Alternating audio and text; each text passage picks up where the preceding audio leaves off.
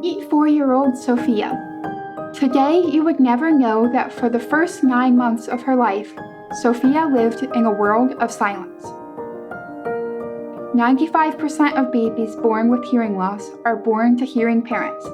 Most think that sign language is the only option. When given that option, over 90% of families choose the spoken language approach so that their children can learn to communicate just like the rest of the family. I'm Megan. I'm Nick Gibson. And our daughter is Sophia Gibson.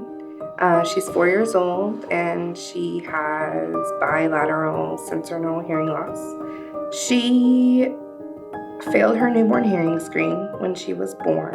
It was all very unknown. Before we found all ears, I was so lost. I was so hopeless, and it was very devastating to me.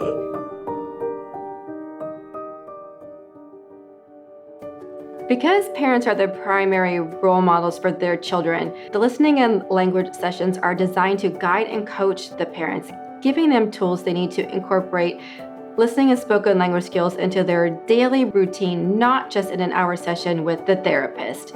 In the All Ears classroom, the children work intensely on listening, language, and speech skills, receiving instruction from specially trained teachers and speech pathologists. We know that 90% of what kids know by kindergarten, they learn by overhearing. It's important for our children who are learning to listen and speak to overhear age-appropriate language with typical peers as role models. All Ears is different from other deaf education programs because of its partnership with the Early Learning Program preschool.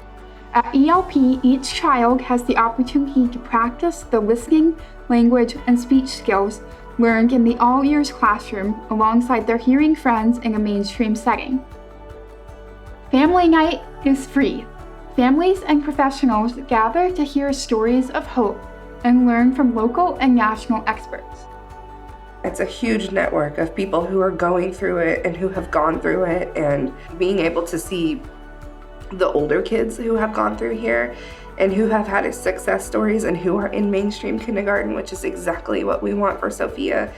And then to even go further and see the older kids who are teenagers and they're just like living their best life. And it's so encouraging to see those people, because before All Ears, I didn't have any of that. I didn't know anybody, and I didn't know any success stories because I wasn't in that world.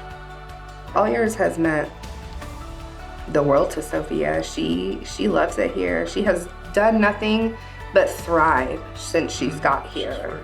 Learning to have good speech and being able to, not have any extra specialized schooling, and that she can go to school with her friends that she lives around is very important. So when she said that this school taught that and encouraged that, it was really confirming.